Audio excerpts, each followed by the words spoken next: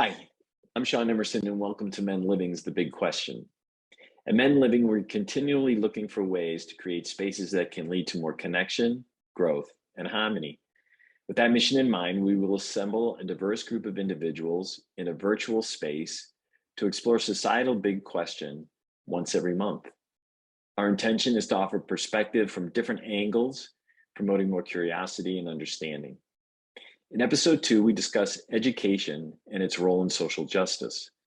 What is a school's role in teaching kids about society? We explore this issue from the perspective of race, gender, sexual orientation, and religion.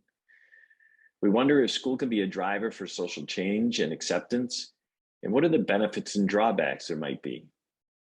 We get into the roles of teachers versus administrators versus parents.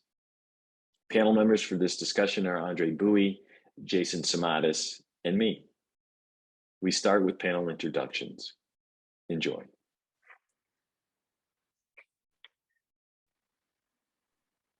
Okay, so let's start real quick by going around the horn, and if you'd introduce yourself, maybe Jason, could you start?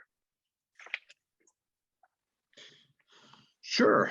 I'm Jason Samatas. Let's see, I'm a member of the Men Living organization, been a member for about 6 years. I'm a 47-year-old divorced dad of 3. I have 3 kids, 17, 14, and 12. Long time, born and bred in Chicago, lived almost my entire Chicago, but 5 years ago, I relocated to just outside of Denver, Colorado. And been living there for the past 5 years. My current occupation is I am an airline pilot for a regional airline based in Denver. And yeah, I think that's good for now. Happy to be here. Thanks, Jason. Andre? Yeah, so my name is Andre Bouey. I currently reside in Aurora, Illinois, which is about 30 miles outside of Chicago to the west. Currently, like I explained last week or last month, there's a lot of things that I probably do. Like I'm a husband, I'm a father, I'm a son, I'm a brother, I'm a friend. But my occupation, what I get paid for is that I'm a high school counselor. I work at a high school in Joliet, Illinois, which is also right outside of Chicago. And I've been a counselor for, I want to say 11 years. I've been in education for probably almost 15 years. So, Nice. Thanks, Andre. Okay, so the big question for this month is education and education's role in social justice.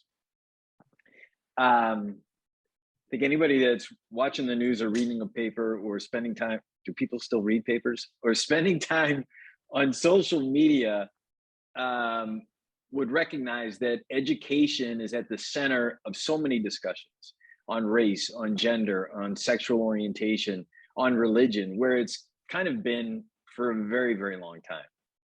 And so we kind of want to spend some time in exploring a lot of different aspects of that.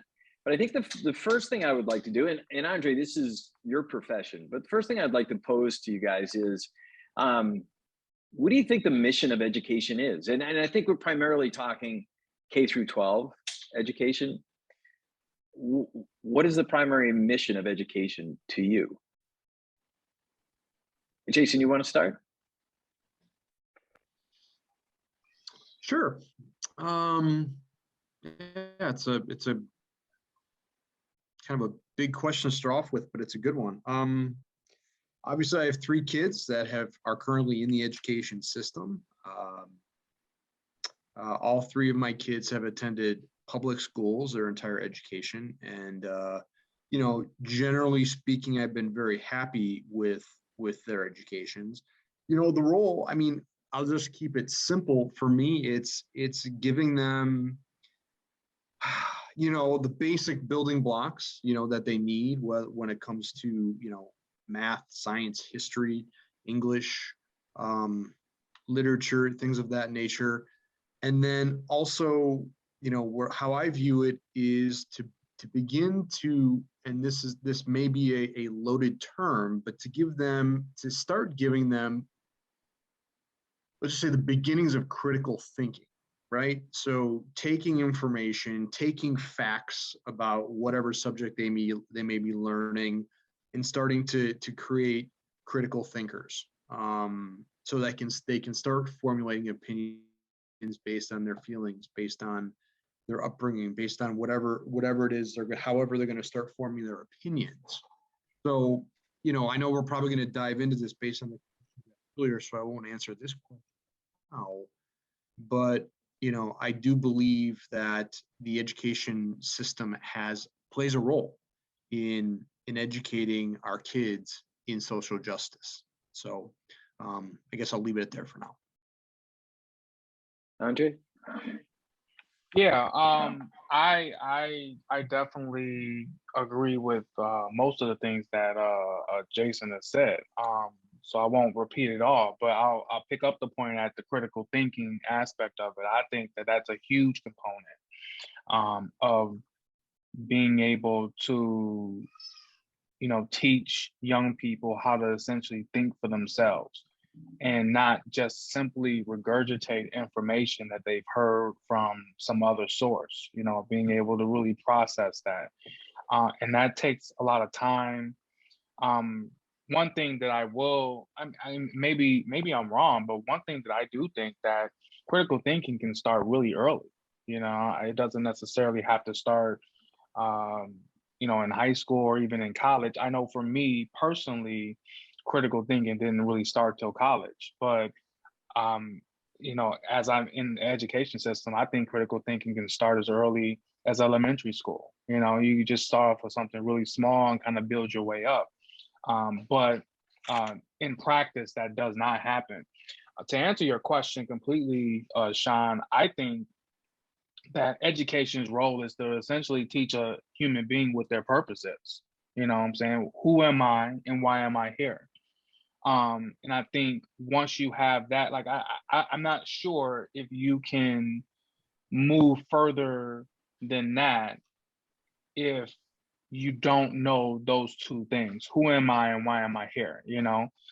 But I think in our culture, we've learned how to kind of navigate past that system. Like we may be asked that question sometimes, but we don't really focus on it. And so we say, well, you need to learn Romeo and Juliet. We're not going to tell you necessarily why, but we're going to put you through that, and good luck. We're going to test you on it a lot of times, and we're going to ACT you and SAT you and all this other stuff. So I definitely do think that we bypass the big purpose of it, and I think that there's consequences for that for young people and for adults. Yeah, it's really interesting. I mean, I think about, I saw Susan Engel, who is a professor, I think at Williams College. She wrote a book called The Hungry Mind, and it's all about curiosity. And what she talked about in her speech was that it did a study of kids and their curiosity. And it was something like, okay, before they go to school, they're asking, and I'm not going to get this right, 100 questions a day. And then they go to school and school squeezes the curiosity out of kids to the point that they go down to like 5 questions a day. And so I'm totally with both of you on this perspective of figuring out who I am, critical thinking, and then this other side of me that says, okay, the system is squeezing out the curiosity. We're teaching them to the test, and the laudable missions of critical thinking and figuring out who I am are, maybe completely bypassed. Does any of that resonate with you? And anybody can go. Yeah. Yeah, definitely. Yes, definitely. So, so like you guys know, I work in a high school, and like I explained earlier, I work in a high school. So one thing we do in the high school every single day is we recite the Pledge of Allegiance. So, no matter where you're at, in the hallway or in a meeting or wherever, we have a culture at our school where we will stop, and some kids will, take off their hat, and some kids will put their hand to their heart, and we'll recite the Pledge of Allegiance. You know what I'm saying? And I've done that when I was in grade school and middle school and things of that nature. But as I've learned how to critical think, I'm looking around saying, okay, well, we're doing this every single day. Do we know why we're doing it? Do we know who created the Pledge of Allegiance? Do you know, the origins of it, the history of it, where it comes from, And when I ask kids that, none of them give me, they have no clue. And most importantly, when I ask adults to do the same thing, they don't know why they're doing it, But everybody does it. You know what I'm saying? Everybody does it. And so I think that's a huge, that kind of goes to what you're saying, Shaun. I think a lot of times we're just like that curiosity, the why, asking the why question just squeezed out of us. And then we're just told, like, listen, I want you to comply. And if you don't comply, I'm going to hold this grade over your head, essentially. You know what I'm saying? I know the right answer. I'm going to give you the right answer. And if you don't regurgitate that, I'm going to penalize you with a grade, which has consequences, which has huge consequences, believe it or not, for your future if your grades don't match up to what they need to match up to. So.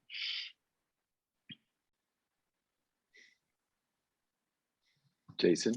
I mean, that's a great point. I totally agree with what Andre just said. And, honestly, and admittedly, and a little bit of shame here is that, I remember saying it every day in school and having no clue why I was saying it, other than this was what we did in the morning, right? And we would stand up and put our hand over our heart.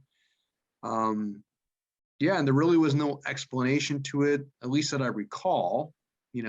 Really no deeper understanding or deeper meaning as to why we did it. So, and this is probably just one example of a lot of examples in the education system of things that we do, with there is probably a rhyme or a reason to everything, but it's not clearly explained. And and Andrew's, again, 100% correct. It's like, if you don't color within the lines here, stay within our footprint, this sort of Damocles is kind of held over you, and either punishment or, via, disciplinary action, or, a less than acceptable grade, or whatever the case may be. So yeah, it's an interesting for something so important to some people, right? The Pledge of Allegiance, because obviously there's this huge movement now with, I don't want to get into that, but the national anthem and all the controversy with people kneeling in the national anthem and what happens to those people when that happens. I mean, this is like the same thing. Like, what if people don't want to say the Pledge of Allegiance in school for whatever reason, if they have their reasons, and how does that get handled? So yeah, I agree with everything that what Andre was saying. Over the last couple of years, you've probably seen this as well. A lot of discussion about the fact that kids are behind because of COVID and what's happened with education and school system. They're behind. And so I've asked myself this question. Okay, I understand at some, and I'm not, I don't know anything about childhood development or child development, but, one level, part of me thinks, okay, they're behind in the system. Are they really behind as developing as human beings? Or is this a question of kids are behind in the system that we've created for them, that was created, I don't know, 100, 200 years ago? I don't know when this educational system was created. And so do we look at it strictly as a system that kids have to work through? Or does it really speak to their development? And Jason, you have kids that are still in the system that have been affected by it. Andre, obviously you're mentoring kids every day. How do you guys feel about that point?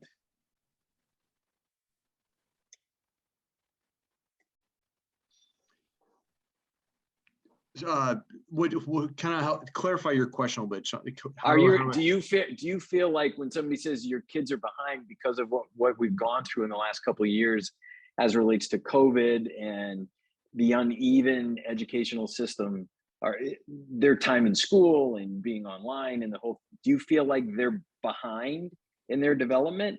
I gotta be honest with you, man. It's hard for me to really assess that. I really don't.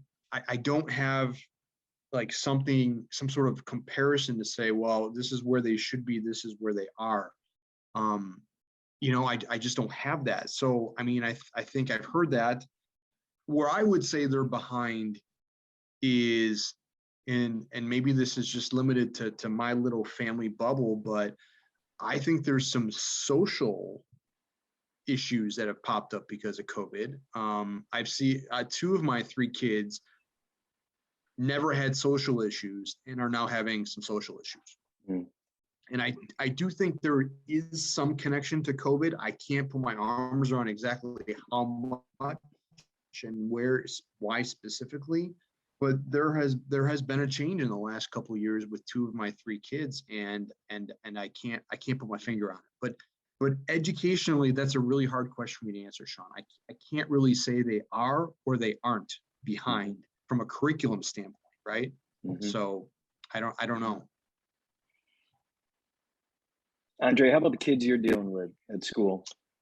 Yeah. I would say that, so, the answer to, part of your question, in the system, are the kids behind? If you're using assessments to judge that, I would say yes. There is data, not only in my school, but in a lot of different schools, that kids are very behind in what it is that they should be understanding at this point of their development. Rather, now I work in a high school, so rather they be a freshman year, sophomore year, junior year, senior year. So to answer that question simply is yes, because remote learning wasn't a good substitute for in-person learning. There's no way we can duplicate in-person learning over the computer. I think we did the best we can and we experimented with it as well, but at the end of the day, I don't think that it happened. But to Jason's other point about social skills, or what I would call it, learning how to be people, absolutely. And I find it interesting that he said 2 of his 3 kids. If I were to guess, I would say that the 2 of his 3 kids are his oldest kids, but maybe I'm wrong. Are the 2 of your 3 your oldest, your 2 oldest, or am I missing that?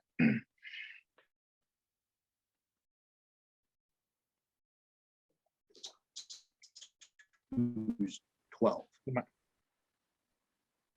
think you might be frozen, Jason. Yeah. Say that again. Say that one more time. Can you guys hear me now? Yeah. Yes. Okay. It's the oldest who's 17 and the youngest who's 12 that are having the social issues. Gotcha. So the 17-year-old is a teenager and the 12-year-old is going into teen life. And what I learned just in, my background is counseling, one of the most important developmental things that teenagers go through is learning how to deal with people, social stuff. And you see it, like if you go to a high school, any high school around the country, that's the most important thing for those kids, is being social with their peers. Our most important thing is math and science and English. But the kids, I mean, that's number 2 or maybe number 3. For the kids, their most important thing is, how do I interact socially with my boyfriend, my girlfriend, my best friend, this kid, that kid? I mean, that's huge for them. And it's a part of their developmental place in life that makes it so huge for them. And essentially, during COVID, we snatched that from them. Because not on purpose, but we snatched that from them, and which put them behind developmentally. You know what I'm saying? It's almost like, I can't think of an example right now, but it's a huge milestone for that part of human development. And so you're right, you're going to see a lot of that. And we definitely, when we opened up the schools, that was the first thing we noticed. We thought that the kids were going to be all happy to be back and everything was going to be awesome and the behavior was going to be smooth. But all we ran into were social issues, people not knowing how to deal with conflict, people fighting, arguing, not knowing how to talk to teachers and adults, just abnormal social behavior for kids that were that age. And I think Jason's right. I think that I think it's definitely connected to the pandemic, but I know why it's connected to the pandemic. It's basically about human development and where they're at, you know? So as the kids, and let's take it at this point in time, as the kids come back to school and they're starting to figure out and re-engage socially. And as we opened up, the big question, these issues around race and gender and sexual orientation that are at the center of a lot of discussions around education. How does the school, as an administration, at some level, partly the bureaucracy, and then the players, the teachers and the guidance counselors, what's an expectation? How do we think that they should play as it relates to the kids' socialization on some of these issues, versus parents, versus the kids figuring out a lot of this on their own? That's a great question. And if you want to take each one differently, if you want to look at race different than sexual orientation, great. So however it occurs to you, go ahead. Well, I'll answer this simply, because I mean, I could probably break down into that and get into a whole dissertation about that, but I'm not going to do that to you. I'm sure you guys got families to get to, but I would say that, I would reflect the question back onto you and say, how are the adults dealing with it? Yeah. How are the adults dealing with those questions that you just asked? Yeah. And how, if the adults are dealing with it one way, then the kids are probably dealing with it in a similar way, because they're watching what we're doing. You know what I'm saying? And they have TVs in their home, and they can see what's going on. When George Floyd got killed, they can see what's going on with our election process and how adults are treating each other through those things. And so essentially kids are going to look at that and they're just going to emulate that. Like my son, who is 1 year old, he's already emulating me. He's one. I mean, he can't really do a lot of things, but one thing he can do is he can imitate me. You know what I'm saying? So even things that I'm not even trying to teach him, he's watching and then he's picking up. And so I'm thinking to myself, oh snap! Like I need to be careful what I'm doing and saying, because he's going to end up picking up on that stuff without me even being aware of it. So to answer your question, Shaun, is if you look at how the adults are acting, that will give you a glimpse on how the kids are going to be acting. Yeah, that's well said. And I want to piggyback off that. And first, and Shaun, you'll know this about me, because we've talked about some of these issues before, but my blood really starts to boil again, because here's just another issue in the last, let's just say 5 years, that has been completely politicized. And like Andre says, you look at the adults, once again, here's another issue that they're not talking to each other. They're talking around each other, above each other. It's another, in my opinion, sad display of how shitty we're doing as a society in handling these serious issues, Mm-hmm. So I just want to put that out there. Mm-hmm. And then generally speaking, and then, we can talk specifically about, race, gender orientation, or whatever, but generally speaking, I do see the schools playing a role. And I don't, if you're going to ask me what role that is, I have to think about that further. I don't have it defined, but I think our schools play a critical role in helping teach tolerance. That's something that I think we don't have enough of still, and it's a buzzword in so many different circles, but you look at what's going on in our country. We don't have tolerance. We don't. We like to say we do, but we don't. And I think there can be some really, and again, I don't know how to do this, okay, but I that's where I think our schools can play a role in these issues, okay? I don't think we should be trying to make them formulate opinions, again, that's got to be up to them. Okay. We want, like we said, we want people to critically think, and we want people to take, hopefully, when you talk about tolerance, to take all sides, okay, all perspectives, i.e. tolerance, and then form some sort of opinion. Okay. But it just really chaps me to see all this bullshit going on with these, with all this, controversy with people getting pissed off and these banning of books and critical race theory and all this bullshit. And it just seems so political, and these fucking politicians taking advantage of it again to rile up their base, just to get, I mean, it's so naked to me what they're trying to do here and not solving the issue. So, and then one last thing I want to say in regards to specifically to gender orientation, my eyes really got opened up to this recently. A member of Men Living has a young child who is going through a transition, and the child is 5 years old. And honestly, before this, I would have probably said, okay, what does a 5-year-old really know? If a 5-year-old boy dresses up like a girl or does something like her, I'd say, okay, a lot of kids probably did that. Let's not, let's let the kid grow a little bit. Let's let the kid mature. However, this man that I know really gave me some insight into, I guess, gender identity really starts happening at 3, 4, 5 years old.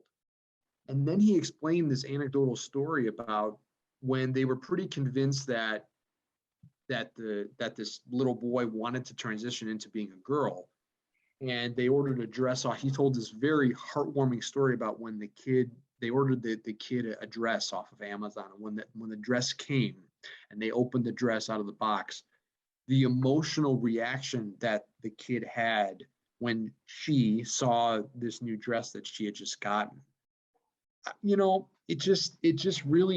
it really spoke to me.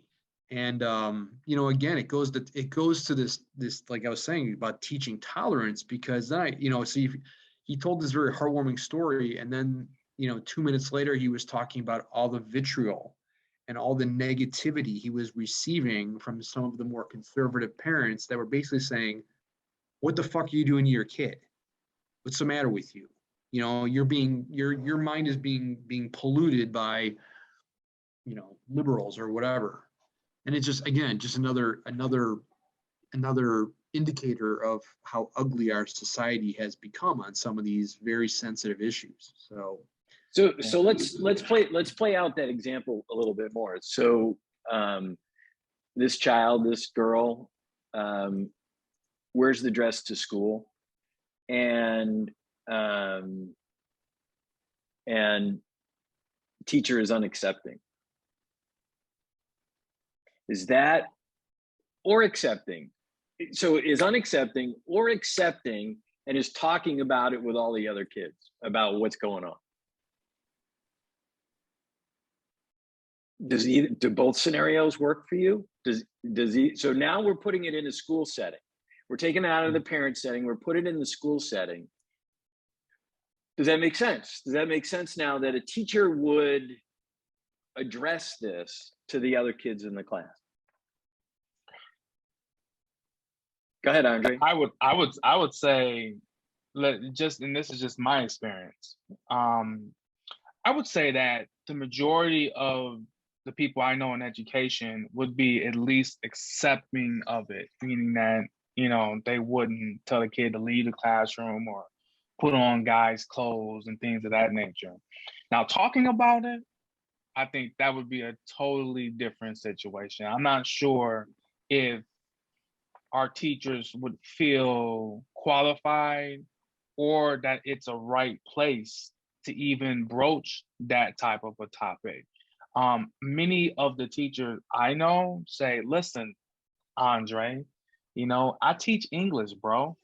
You know what I'm saying? I teach English. If they want to cry, they got to go to you, man. That's why you're the counselor and I'm the teacher. You know what I'm saying?" So I'm not saying like this is this way for all teachers, but many teachers just feel like I'm just a subject matter person, you know. Mm-hmm. I know Mm-hmm. curriculum, you know. I'm not in it for like really learning the people, but we all know that that's a false thing, you know what I'm saying? Right. But and I'll say this because I think Jason brought up a good example and a good point. I mean, I don't think you can teach something that you don't know, right? And so if you look at our schools are pretty, I mean, they're not very diverse. You know, there's not a lot of people that look like me in a school, which is why it's so easy for me to get a job. Because they're like, man, where'd you come from? Man, you got all the qualifications and you're a black dude? You know, you're a dude and you're black? Oh yeah, we bring, and you're a counselor? Oh yeah, we're bringing you in. So like, there's not a lot of me in schools, which means that, okay, well, if there's not a lot of me, who's in the schools? Well, there's a lot of women and there's a lot of white people. I mean, if I want to be blunt about it, you know, and the women tend to be the ones that are doing the brunt work, the teaching, the counseling, and that, some of the administrative work, and then the white males are the ones that are leading the schools. So they're the ones in the assistant principals, the superintendents, those things. You know what I'm saying? And so when you have a system that just has that one layer of how to think about things, then it's no wonder why, you know, we have some of the issues that we have. You know what I'm saying? You don't see a lot of transgender superintendents or a lot of gay principals. You know what I'm saying? So since you don't see that, that's reflected in the curriculum. So I go ahead, Jason. Then I have another question for Andre. I was just going to say, here's a question I have that I don't have an answer to. You know, in the situation with my friend who has this 5-year-old now who was a boy and is now transitioned into a girl. Well, just making a parallel to the standing for the Pledge of Allegiance. I hear you, Andre, and I agree. They're not qualified to teach, but shouldn't there be some, at least again, some factual discussion about, okay, this was so and so didn't feel comfortable as a boy, and now they have become a girl. I don't know, and maybe that opens Pandora's box to a whole nother discussion that the teacher is not ready, qualified, or wanting to have. But at the same time, how does that get addressed? If a kid, well, maybe I should even back up.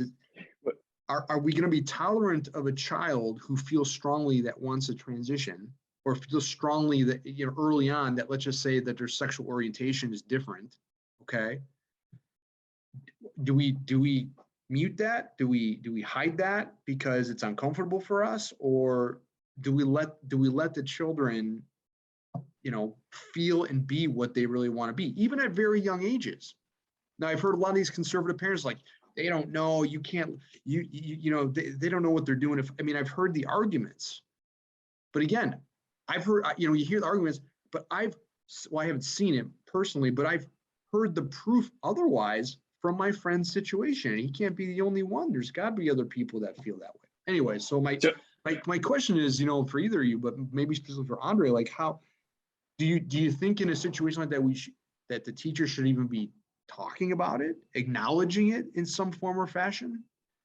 I mean, I think that's what we're exactly talking about. And Jason, I have to say, the way you describe, and I just, it hit me the way you were describing, hey, we're in the classroom setting, and I might say that, you know, they were uncomfortable being a boy and now they're a girl. Is that even the right language? Because I would say it's probably more than they're just not comfortable. It's that they were born differently than who they are, and so and even then I can't articulate it well. So how comfortable am I going to be having a teacher spend time, and this goes back to the mission of education, outside, to Andre's point, of teaching English, to begin to explain the intricacies of sexual orientation. I mean, I think we ask teachers to do a shitload of things, a shitload. We want them to do this too? Yeah, that's a good point. Yeah, very good point. I would say that to teach somebody, you have to know how human beings work, right? Like regardless on what it is, you have to know. Kids have to feel like you know them and like them and all these other things that we have innately in our bodies for you to even begin to have a impact on them. Teaching you can be the best teacher in the world, have hit all the check mark on what it's like to be a teacher. But if you don't like people, what I've learned is that kids will just shut you down. They'll just like, you don't like me, you don't care about me. Whatever you say is just hitting a brick wall. So I think that's where it is. And I think to your point, like I think you bring up a good point, Shaun, about like, should we ask teachers to do that? Because you're right, teachers got a shit ton of stuff to do. And plus, why would a teacher sign up to do that when they know in a class of 30 kids, you may have 10, maybe 5 of those kids' parents that's going to be calling you up, giving you shit, calling your boss up, giving them shit about how you said this or what you said about this. Who wants that drama? You know what I'm saying? Hey, I'm just here to teach Romeo and Juliet. I'm not here to discuss about this person turning into this and that and stuff like that. So I think that, and then when you have to worry about what you're saying, how does that even impact the conversation? You know what I'm saying? Right. I'm really against, like, I know that there's things that I say wrong, but I'm a human being. So of course I'm going to screw up at some point. You know what I'm saying? But if you're trying to have a conversation with a person, you're worried about what you're saying is wrong, then you can't really have an authentic conversation. You're hiding parts of yourself, you know? Mm-hmm. So the teacher in a classroom, if they're worried about, okay, well, am I saying this right? Is this politically correct? How is what I'm saying going to come back to me? And I'm getting a phone call from a parent. I mean, a lot of people are just going to say, screw this. I'm English. So Andre, I think I know this to be true. I think you've told me this before, that when you moved from Detroit to Chicagoland area, I think as you were going to school, you may have been the only Black person in your classroom, correct? Yes. Are there any stories you can tell about what that was like your educators, your teachers, your administrators, your guidance counselors, any experiences that you had from that perspective? Yeah, I think in general, the perspective I got, what I learned very quickly is that I became invisible. And it's hard to explain how that works, because like no one really like said anything negative to me. No, people were very nice and tolerant. I didn't get beat up or anything, but I knew the difference. The issue with me is that I knew the difference with how I was treated in Detroit versus how I was treated in Plainfield. And I could feel the difference. I can feel people just walk by me, or I can feel that I wasn't invited to all of the parties because people were concerned about having me at their house versus this person or that person. And so I felt that for, weeks and months. And it was difficult because I wasn't used to that. I was used to being able to fit into the situation and feel comfortable about the situation. And it was the same thing with my teachers. But there were teachers in my school that I didn't feel that way with. And because I was a teenager and I was so starving for that human connection with people, I gravitated towards those either students or I gravitated towards those teachers because I knew that they kind of accepted me for who I was and not what they saw on TV. So it was a very difficult thing. And we were talking earlier about teenagers and social stuff, like that it was really a shock for me. If I would have made that move in elementary school, it would have been a totally different situation versus me making that move as a 15-year-old. Mm-hmm. And so because of that happening that way, I struggled a lot with a lot of mental health stuff preceding that, and thank God I was only there 3 years because after that I went to college. But I mean, it was very impactful for me being in that type of environment. And I was only the expert when we were talking about race. When we talked about race, I was like, oh snap! Now I'm on the spot. Now, Andre, what do you think?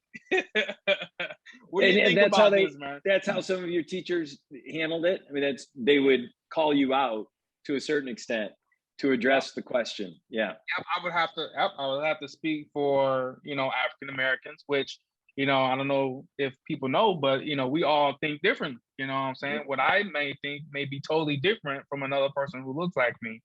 Right. Think about, like, even in my family, we all have different views and different experiences and stuff like that. We don't all think the same. So but at the same time, I was so thirsty for the attention. I was like, okay, well, you want me to talk about race, this is what we're gonna do. You know what I'm saying? So I talked about it. And then after race, then all right, now shut up, go back and now you're invisible. You know what I'm saying? So do you think some of your teachers could have, thinking about now, could have handled it differently? Or did they Yeah, sure. I mean, I think the teachers could have handled it differently, but I don't think that they were trained to handle it differently. Yeah. You know what I'm saying? Like you said, I'm just here to teach U.S. history. I'm just here to teach math. And again, nobody treated me, I wouldn't say, with the exception of a handful of teachers, nobody treated me inappropriately. Right. But you could just tell that people were uncomfortable with who I was based on what I looked like. You know what I'm saying? And so their actions showed that. And kids are really, that's a fun thing about working with teenagers.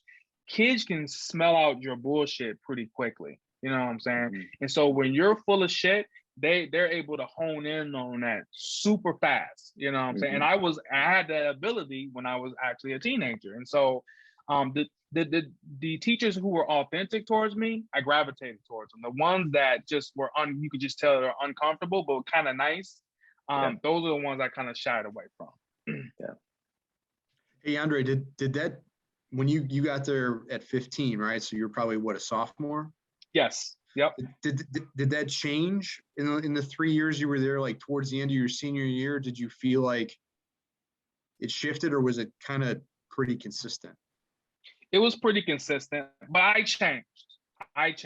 And so I adapted to my situation. And part of it was just I wasn't even used to other cultures and what other people look like. So I had to turn inward and confront my own biases and my own theories about white people and Mexican people and stuff like that. And once I did that, I was able to make more friends and to feel more comfortable in that setting. But there was still this overall aura of being invisible, And last point I'll make, my dad, I mean, if you guys ever have met him, he's a very loud person, so he made a lot of noise in my school. And one thing that he did was he wrote my principal. He had bullet points and everything. He wrote my principal. He wanted to make sure he knew what the situation was. And so after he did that, the principal knew who I was and would point me out like, hey, Andre, how you doing? You know what I'm saying? And he knew exactly who I was, my name, my background. But if he didn't do that, the principal probably wouldn't knew who I was, Yeah. So yeah. Were you thankful for that? I was. Okay. Because, I mean, the principal, I mean, I wasn't a bad kid in high school. I stayed out of trouble for the most part. And so I was thankful that he knew me in a positive light. Like he knew, I think that my family wasn't going to put up with no shit. You know what I'm saying? So you couldn't just push them over. You know what I'm saying? So I was thankful for the protection or the perceived protection that I got from that.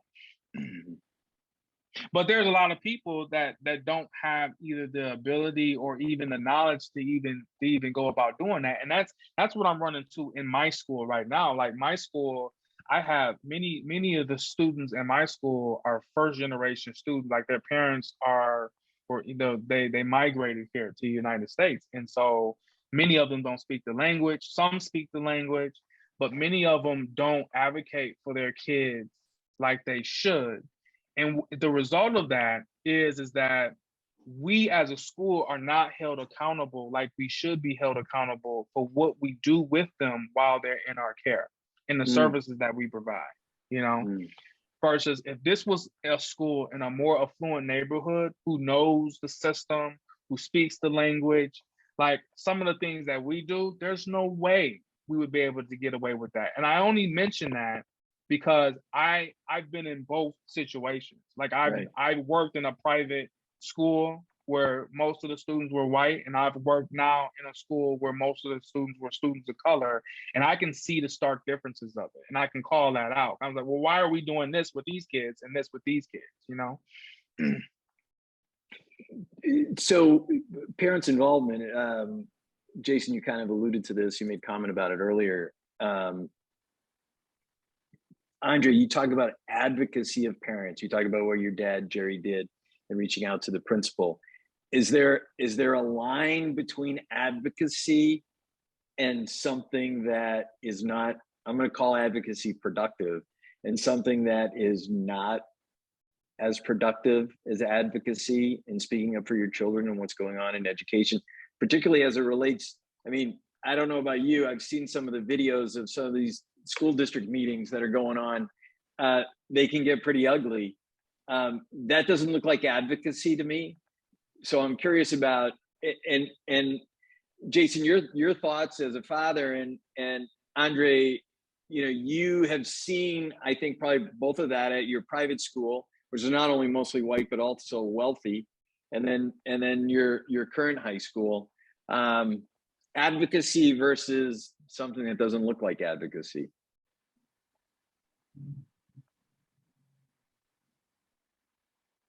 I mean, Shaun, I can't answer that question. The biggest, you know, advocacy versus non-advocacy, an unhealthy process. What I find myself absolutely perplexed about, okay, is why is everybody so afraid? Why is everybody so fearful of, you know, all these things that keep coming up in these conservative arguments about, you know, again, gender orientation or critical race theory or all this stupid, you know, why I don't understand why there's such a fear. And I don't understand. And I mean, it's clear to me that it's this fear of something. And I don't think, again, I don't know. I mean, I think there are obviously some racist people who, you know, are truly just, you know, having now a voice to voice their racism in a way. But I think there's something else there too. It's like, again, I see so much politics and everything where I feel like it's this. These conservatives think that our society is moving to this place that's just going to be. I think they just have this vision of. I don't know what their vision is, but whatever the vision is, where they see the country going, you know, as with whether it be, again, sexual orientation, gender orientation, racial reckonings, like it's going to a place that they don't like, you know, and I don't understand why there's so much fear towards that. I really don't. And maybe that's my ignorance speaking. And if it is, I apologize. But I just don't get it. I don't get the fear. Are there things that you're uncomfortable with your kids being taught that you don't know? I'll say taught that you don't know about? Well, let's use an example. Give me an example. Okay, so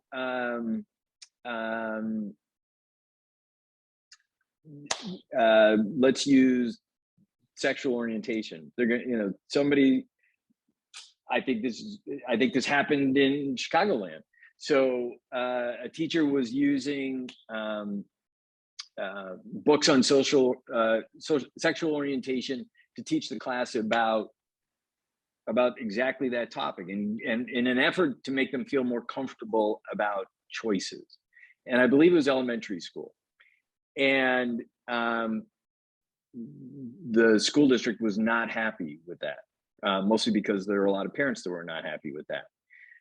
Are you okay with a teacher taking that initiative to teach your child about sexual orientation? Yes, I am. Okay. I am. And so why? What makes you comfortable with that? Because again, to me, it goes towards teaching what I said earlier about tolerance. Like teaching a kid that different people have different sexual orientations is not saying, oh, like it's not saying you should be gay, or it's not saying you can't be gay. It's just saying some people are like this, some people are like this. Mm-hmm. I mean, again, I just look at these things very simplistically, and I'm like, how is that going to harm my kid? I don't see how it's going to harm my kid, because if I have a kid, and I don't know. I mean, I don't know if my kids. I think my girls are heterosexual. I don't know what my son's going to be, to be honest with you. But let's say he has, and let's say he doesn't feel comfortable talking to me, because he doesn't. Like he's a pretty introverted kid. But what if he's got a teacher that he likes that just says something that opens him up a little bit, that gives him a little bit more understanding? Maybe that's going to be the thing that's going to help him move forward, in maybe, being more clear about what his sexual orientation is. I don't see how that hurts my kid. Mm-hmm. I just don't. So it feels like you have a lot of confidence in your children to be able to take in information and process it in a good way, and maybe even talk to you about it. Yeah. Or their mom or their exactly. Mom. Yeah. To have to talk about, to have some feelings, to talk about the parents with it, and again, ultimately, which is again what we want all of our kids to do, is to form their own opinions based on their own feelings. Right. Jason, I just had a follow-up question. Do you feel like your kids are being placed in that position where they can do what it is that you're saying you're doing, really being open-minded and seeing both sides of the argument, and maybe coming home and talking with you about some of these things and asking you, what your thoughts are? Andre, it's a good question. I don't know what their teachers are saying to them, if anything at all. When I've had conversations, mostly with my girls who are both in high school, about this, it just seems to be when they talk with their friends, there is a much more open, accepting, and tolerant attitude towards sexual orientation. So I know they talk about it with their friends. They don't talk to me a ton about it, but when I do ask questions about how it is, again, it just seems very different than how I went to school, and where being gay was still very much taboo. So yeah, I mean, kids at that age are probably saying, what the hell are these adults talking about? What are they so angry and anxious about? Yeah. I don't know, Andre. I mean, you probably have kids telling you that. I mean, I don't know. Are those the stories that you get from the kids that you're guiding? As far as what, Shaun? I'm sorry. No, just they're saying, what are these adults all up in arms about? Yeah, well, I don't get that, because I feel like they don't really care. You know what I'm saying? Like, they're like, this is not important. It's not important to me what these adults think. What's important to me is what I think, what my friends think. Most importantly, what my friends think. And so I get a lot more conversations about this person or this person thinking I'm a bad person because I'm Black or gay or this or that, which is a peer, But, but to your earlier point about, schools and having these conversations, I feel like with the same thing with our political systems, like it's sort of kind of been hijacked. Like, our political system is supposed to be a good thing that we can discuss. Like, I remember having conversations with Republicans and Democrats in college, and they were civil conversations, even though we may have disagreed about this or that. And we still went out and got a beer or whatever. And the same thing about school, I feel like it's just been hijacked. It's been, somebody has planted the flag in schools and saying, okay, this is where we're going to stand our ground. And so, like, when you're talking about these meetings, and I'm upset that Sarah Bess is not here to talk about this, because she knows about this more than I do. But you know, there were people coming to these board of education meetings who didn't have students in the district whatsoever. They were just coming there to, for whatever reason, give their opinion to the board about whatever it was that they didn't like, whether it be critical race theory, people not, you know, bringing God into schools and religion. Like, it was all this stuff that was coming out. Or masks. Masks was a big, huge thing. Who should wear a mask? Why should we not wear a mask? Who is responsible of trying to make us wear a mask? Who's trying to control? All these things were coming out. And I think that our school sometimes is used as a pawn in some of these discussions when there's really something else going on there. You know what I'm saying? And it's not really about critical race theory. It's about something deeper than that people don't want to really talk about. Jason? Yeah, I agree. And it's funny because the arguments that I've read and heard many of these parents making, it's a straw man's argument. It's not really what is happening, you know, in terms of, you know, what these conservatives say critical race theory is and where it's being taught. I mean, from my understanding, and I'm no expert, but it's a graduate theory program. It's not being taught K through 12. And so that's one argument. The second argument I've heard is that it's teaching critical race theory is teaching basically, and I'm just, you know, some of the talking points that I've heard, that America was a terrible place. It's racist.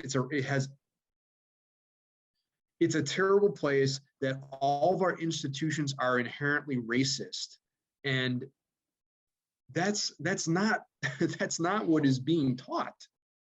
You know, I mean, and I don't understand why there's such a fear to open up to talk about, you know, what this country is really about. And again, there's some beautiful things about this country. It's a great country. It's like no other. And why can't we be honest and acknowledge all this shit that we've done in the last 240 years? I just don't get it. You know, this rah-rah, America is the greatest country ever, we've done nothing wrong, that you hear just rings so hollow from me. And that's not to say I love this country. You know, my grandfather came here as an immigrant from Europe and with nothing and pennies, and made an amazing life for himself and for me. So and maybe that's what the situation is, Jason. I'm sorry to interrupt you, but please. Maybe the situation is that, you know, we want to use our schools as a tool to make sure that we're not thinking critically about our own country and what has happened to us, either in the past or in the present. You know what I'm saying? Which is why we have all these things where we don't even question. We just say, oh yeah, that we're just shaking our head to it because somebody told us what the situation is. And maybe if that gets interrupted, people are just like, well, if you start questioning this, then maybe you got to question this. And then pretty soon we're questioning everything. We don't want you to do that. So we're going to just manufacture the education for you. You know what I mean? I go back to my earlier point. I mean, we're squeezing the curiosity out of the kids, because I think we created the educational system to put kids through a process that when they came out of the other end, they were ready to go into the system, right? I mean, Andre, when we first created the educational system, right? I mean, that's the thing. We're gonna reading, writing, and arithmetic. That's what we're gonna take them through, and when they're done, they're gonna be able to go to work. Right. Things have changed. And be able to participate. And be able to participate in a democracy, you know, because you don't want your population not to be educated, because then those are the same people that are going to be voting, and then they're going to vote for somebody that's an idiot, and then essentially your country is going down the shit. You want them to be able to be educated enough so that way, they're informed, and maybe the forefathers of our country saw this coming. Maybe they saw this coming because they put all these restrictions into place to kind of like, they were like, you know what, some of these people are kind of idiots, so maybe we need to like do electrical college, or maybe we need to, do this and do that to make sure that they don't destroy all the hard work that we did after fighting these British people. You know what I'm saying? Interesting. All right, so let's kind of close this out. Anything new that you learned today, or that's gonna stick with you as we close out? And one thing you hope that the audience takes away from our conversation, Andre? Yeah, for me, one thing I learned was what Jason, I just have to, I'm constantly calling people out on their biases and their own stuff, but I got to make sure I call myself out on my own stuff, my own biases. And so when he mentioned the fact that people in educate, like, we didn't realize how COVID affected social skills, I will have to say that I was one of those people where I was like, nah, man, this is not going to be a big deal. They can learn on the computer. They don't need to be around their friends like that. They can see their friends outside in the neighborhood, blah, blah, blah, blah, blah. Like, I wasn't totally bought into that whole argument until I saw it when we actually opened the schools back up. I think it was because I was generally comfortable during COVID. Like, I had my own house. I bunkered in. I'm kind of like an introvert, so I just kind of stayed to myself. I didn't have to do anything, and I was comfortable. But a lot of these kids were not, and I didn't really recognize that or see that. And I think that when Jason brought that up, like, it just kind of reminded me that I always have to continue to question things, because that I didn't question because I was just so comfortable with what the situation was at that particular point. So I appreciate that. Jason? Yeah, I mean, this may sound trite, but I mean, I learned that I'm continuing to learn that there are no easy answers to this. This is a very, very complicated situation. And you've got a massive spectrum of thoughts and beliefs on this. And I'm going to sound like a broken record. I think the thing that just gets me most disappointed is that we are unable at this point in time to engage in any sort of a national conversation about what is the path we want to go down. There's always going to be people who will disagree, right? You're never going to get the people on board, but it just seems like everything is a war these days. And so I mean, and then also just having the perspective of someone who actually works in the school system, like Andre, just again, hearing you talk about the teachers, how much respect you have for them, how difficult the jobs they have, and yourself as a counselor, it's not like you have an easy job either. I think sometimes that also gets lost in the conversation. So having this conversation tonight has brought that back into the fold for me to say, these are teachers, these are counselors, these are even administrators, right? They're human beings. They're not supermen and superwomen. And I think we have to be, I have learned that I need to be more respectful of that. Yeah, I'm coming away kind of with the same thing, the massiveness of our educational system, the complexity of the issues that we're talking about,